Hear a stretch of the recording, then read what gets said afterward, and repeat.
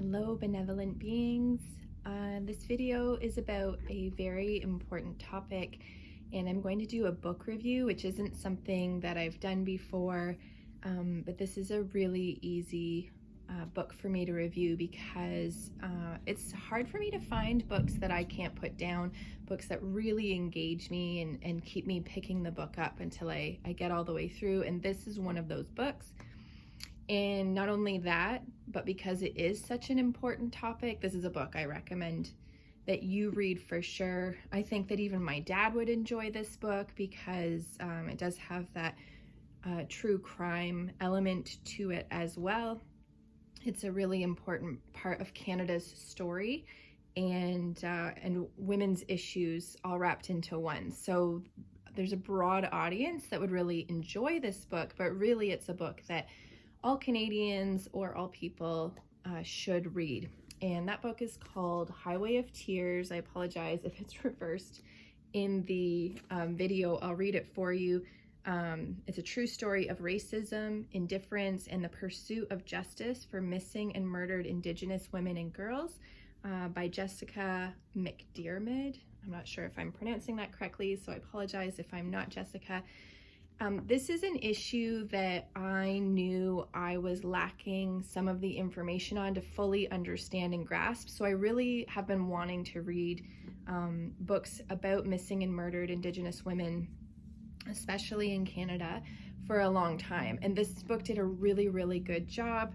I would say Jessica did an amazing job of writing a book that is honest, unbiased, and really gathers the perspectives of many different players in this situation. So Highway of Tears specifically is the name given to Highway 16, which runs between Prince George and Prince Rupert in northern British Columbia.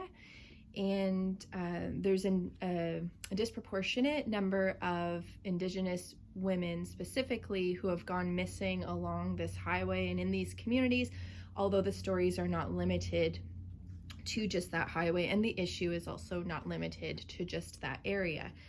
The story really honors the book honors the stories of the many women who have gone missing along that highway. Some of them have been their bodies have been found, and some of them have never been found, and so a lot of those families don't have closure. I think none of the families have closure in the sense that we still don't know who is responsible for the majority of these missing and murdered Indigenous women, which is really sad. And so why is that? The book really explores that. It looks at not only who these women were, also it covers a lot of the stereotypes and who we assume these women were and why those stereotypes exist. It looks at the very complicated relationship between Indigenous peoples and police, and a lot of the things that we're doing wrong with policing, especially in Indigenous communities. There's perspectives given by investigators who were actually really dedicated to this issue, but what some of the limitations were or what wasn't working for them to be able to get as far as we need to with this issue.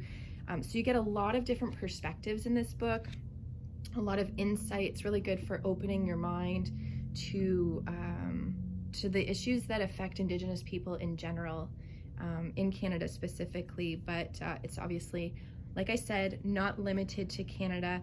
So definitely a book that I recommend, and hopefully increasing our awareness is going to be part of the solution, or will inspire people to be proactive in participating and finding solutions.